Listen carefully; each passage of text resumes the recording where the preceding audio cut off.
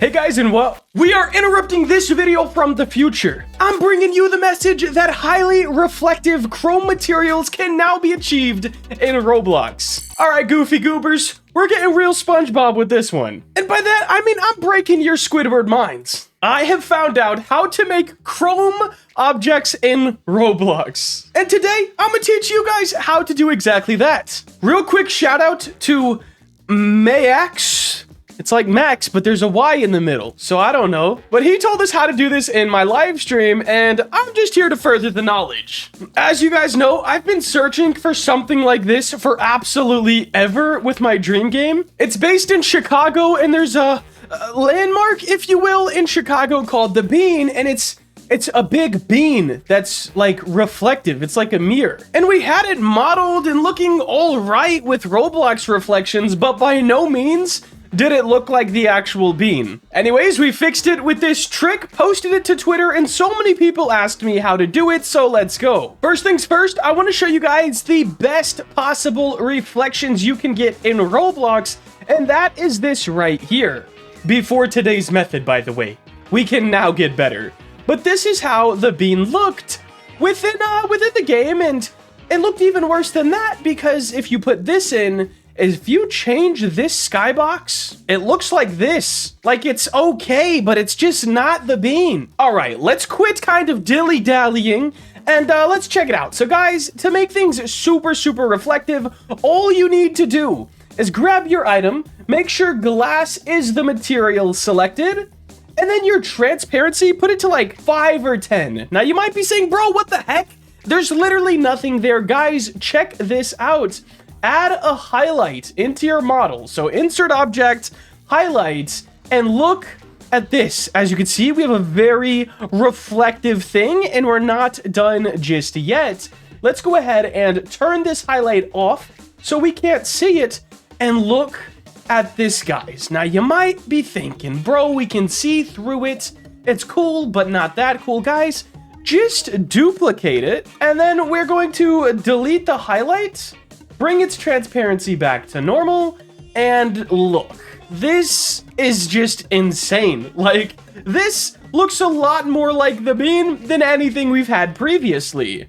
And it's pretty cool. It does pick up reflections. So it doesn't matter about your skybox or anything. Let's say we wanted this yellow part, or we'll just make it neon green so it's easy to see. Look at that. If we move it around, you can see it in the reflection, which is just super cool. So all you have to do to achieve chrome or super reflections is make your material glass, set the transparency to 5 or 10, and then add a highlight and disable it. Now, before I get into the different ways that you could use this, go ahead and drop a like for your boy. I want to keep growing on YouTube as well as growing my content, trying to make it better and better every day, and the likes, they just help me know what you guys are liking. Now, I want to have a little bonus, okay? We all know how to do the super chrome or whatever we want to call this.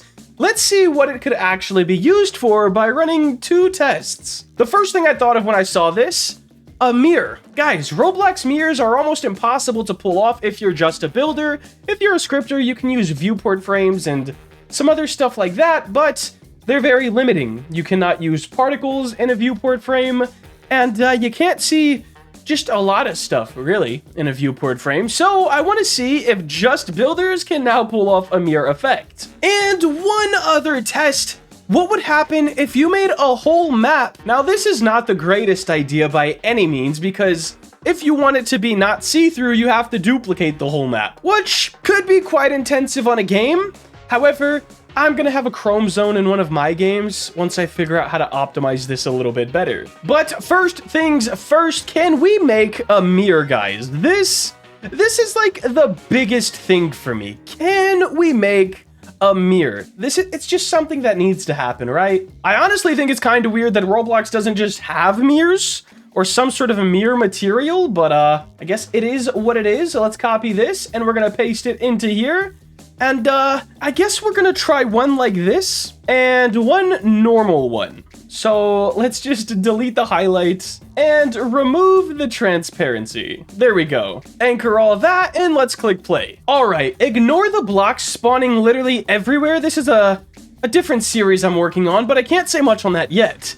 Let's go ahead. As you can see, no. Oh, we kind of have it. Like, there's a weird, it's not a mirror, but you can see yourself, sort of. Is it better on a solid one? Not exactly. So we can't use it for mirrors. However, you can use it for Chrome. Let's go ahead and see what happens if you make a full map Chrome. Now, real quick, I would not recommend doing this in your games. I just don't. It's probably not the best idea, okay? You're basically doubling your parts, and it's not going to be the most optimized. However, we're going to test it just to see what happens. All right, we hopped in the Roll Builder time machine to sort of jump back to a map that I made in the past that is just not too big, but it should be enough to kind of let us see what's going on. So, as you can see, a pretty normal simulator-esque map, nothing too crazy.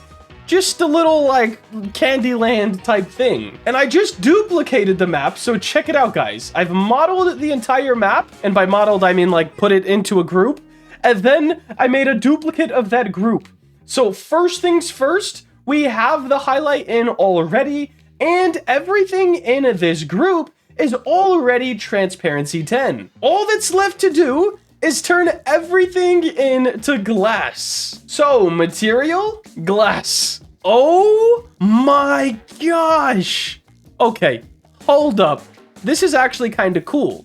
And I like, wasn't on purpose, but I like how we didn't grab the base plate because it actually gives your eyes a slight break. I don't know what would happen if we did the base plate. Let's go ahead and just check it out real quick, I guess. Okay, bros, this is actually nuts. I feel like I should say if you have any sort of sensitivity to, I think this would happen to be in with the strobe lights. Things are gonna look a little flashy right here. So if you have any sort of sensitivities to any of that, you may want to look away for the next couple seconds. But guys, a full Chrome world. This is actually pretty sick, in my opinion, and you can guarantee that there will be one of these in one of the simulator games I make. Like, who's done this?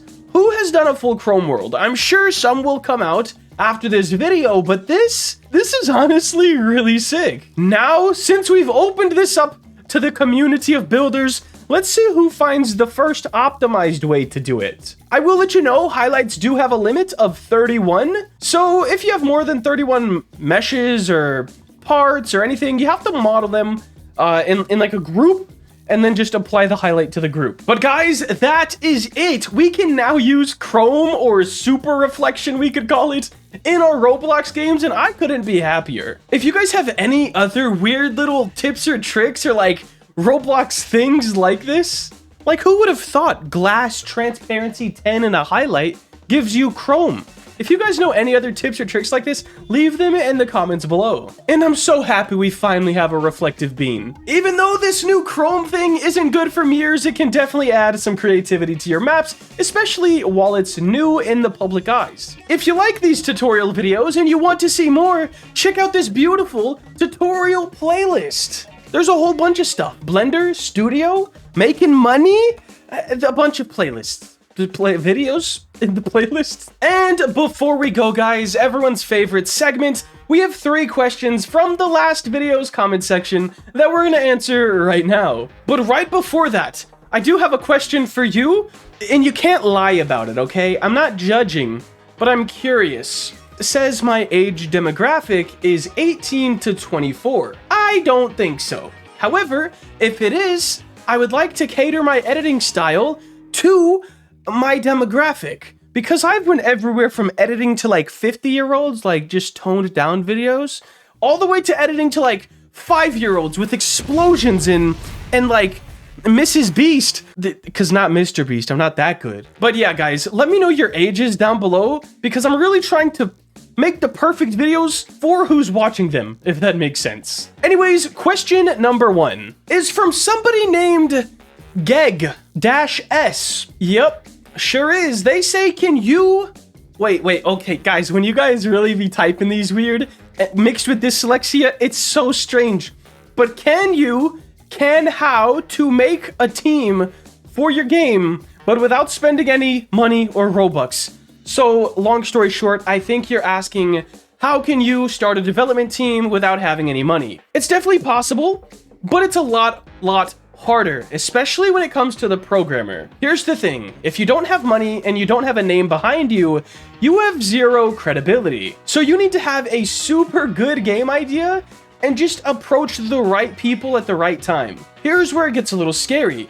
Say I have my multi-million-dollar game idea and I go up to Fred the Scripter. If there's an actual person named Fred the Scripter, this is not actually towards you. I just thought it'd be a funny name. Anyways, so I go up to Fred the Scripter and say, hey dude, here's my game idea. Would you script it for a percentage of the Robux, right? That's the only way you're going to be able to get a team together without any upfront payment. Greg, or I think I said Fred the Scripter could then go to his team and be like, yo guys, this dumb kid on the internet, hopefully you're not really dumb, this dumb kid on the internet just gave me the best game idea ever and we're gonna make it. That is a possibility. So hiring a team without money, without credibility, I guess, is almost impossible, but definitely possible. You have to find the right people at the right time and offer them a percentage of the project. And to be fair, if you're not doing much, you shouldn't get too much yourself, even though it's your idea. I would say your idea is worth maybe 10% if you have to find someone to do everything else. If they're a good programmer, I'd give them at least 50%. If they're a good builder, I'd say about 30% is nice.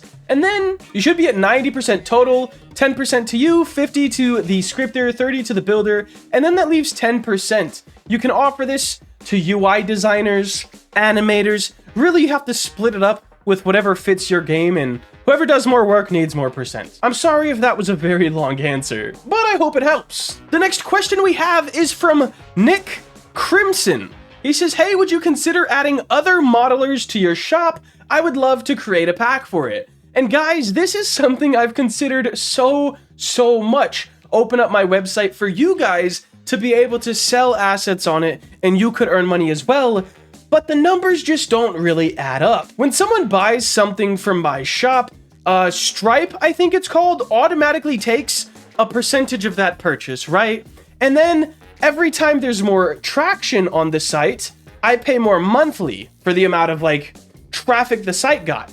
So the more stuff that's on it, the more people promoting it, the more transactions, I feel like I would not be able to be competitive in what you would actually get for your model. If you sold your model for $1 on my site, you'd probably end up getting 15 to 20 cents. Because before everything, when I sell a model for $1 on my site, I believe I get 60 cents, 55 or 60 cents, and then you have to plus in the hosting. I just don't think it would be profitable for you guys. I have thought about it a lot. I've tried to find ways to do it, but I don't think you guys would make too much money, so I'm not really interested in pursuing it. Great question though. The last question we have today is from memesmax_, and they say, have you ever worked on a build for someone but then quit it? Yes, and I'm not ashamed to say it. It's only happened one time, and it was under certain circumstances. So, at the time, I actually have a series on this channel about that build, and it was the Mega Map series, okay? We were building a huge map or a mega map, and this was honestly for a commission. This guy was offering a percentage of the game. In return, I build the map, and boom, we make a great game. Everyone wins, we get rich, we retire our parents, you know, stuff like that. That didn't happen. Basically, I was just about done with the map, and he messaged me and said, hey bro, restart. Okay, now, at the time, this was the biggest map I have ever made, so the thought of having to restart was absolutely daunting, and honestly kind of infuriating. It wasn't like the time we were building the map, he was like, hey man, maybe build that in a different way, or maybe try to remodel this. No, he waited till it was done, and then asked me to completely restart the whole project, and I said, with all due respect, I quit, and you are not allowed to use what I did build within your game. And then I sold it to somebody else. So yes, that is the one time that I quit a build that was someone else's. It's only happened once. It probably wouldn't happen again, but those circumstances definitely led to me almost pulling my own hair out. But guys, that is gonna wrap it up for today. If you did enjoy and want to see more content like this, make sure to like, comment, and subscribe. Have a great day. Later.